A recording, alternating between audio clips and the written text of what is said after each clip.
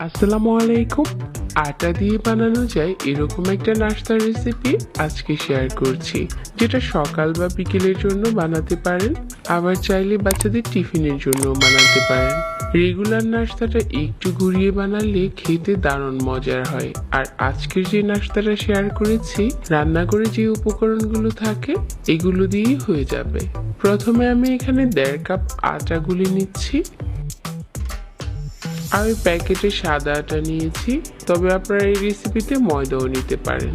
তারপর এখানে দিয়ে দিচ্ছি স্বাদ মতো লবণ, 1 টেবিল চামচ দিয়ে দিচ্ছি রান্নার রেগুলার তেল। আটার সাথে তেলটা ভালো করে মিশিয়ে নিচ্ছি। কুসুম গরম পানি দিয়ে একটা সফট গুলা করে নিচ্ছি। এখানে আপনি কুসুম গরম পানি দিলে এই ডোটা অনেক তাড়াতাড়ি নরম হয়ে আসবে। তারপর এখান থেকে ছোট ছোট রুটি বানিয়ে নিচ্ছি। এই রুটিগুলো রেগুলার রুটির মতো হবে না, কিছুটা পাতলা করে বেলে নিচ্ছি, আর সাইজেও অনেক বড় হবে না। তারপর প্রথমে এপাশ ওপাশ করে রুটিগুলো হালকা ভেজে নিচ্ছি। হালকা সেঁকে নেওয়ার পর আমার সবগুলো রুটি এখন রেডি হয়ে গেছে। আর একটা সাইডে রেখে দিয়ে আমি এখানে আলুর পুর বানিয়ে নিচ্ছি। 2 টেবিল চামচ রান্নার তেল আর হাফ চা চামচ দিয়ে দিচ্ছি আস্ত জিরা। 2টার মতো পেঁয়াজ কুচি দিয়ে দিচ্ছি, একটু ছোট করে কুচি করেছি। তেলের সাথে পেঁয়াজটা ভেজে কিছুটা নরম করে নিয়েছি।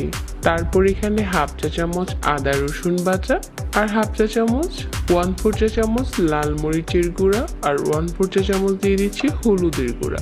স্বাদ মতো লবণ দিয়ে দিচ্ছি। সবকিছু একসাথে নেড়ে চেড়ে মিশিয়ে নিচ্ছি। এখন দিয়ে দিচ্ছি আগে থেকে সিদ্ধ করা 2টা আলু। আলুটা একটু সিদ্ধ করার পর গরম থাকা অবস্থায় ম্যাশ করে নিয়েছিলাম। আর এখানে নিয়েছি কাঁচা মরিচ। সবকিছু নেড়ে চেড়ে একসাথে মিশিয়ে নিচ্ছি। আলুর পুরটা রান্না হয়ে গেছে, আর এটা রান্না করতে বেশি সময় লাগে না। তারপর এখান থেকে আলুর পুর নিয়ে আগে থেকে যে রুটিটা বানিয়ে রেখেছিলাম ওই রুটির উপরে দিয়ে দিচ্ছি। একটা সাইড করে দিয়ে উপরে কিছু গ্রেট করে নেওয়া চিজ দিয়ে দিচ্ছি, আর ডিম দিয়ে দিচ্ছি। সিদ্ধ করা ডিমটাও আমি গ্রেট করে দিয়ে দিচ্ছি। তবে কেউ যদি চান ডিম আর চিজটা বাদ দিয়ে শুধুমাত্র আলুর পুর দিয়েও এই নাস্তাটা বানাতে পারবেন, ওইটা খেতেও দারুণ মজার হয়।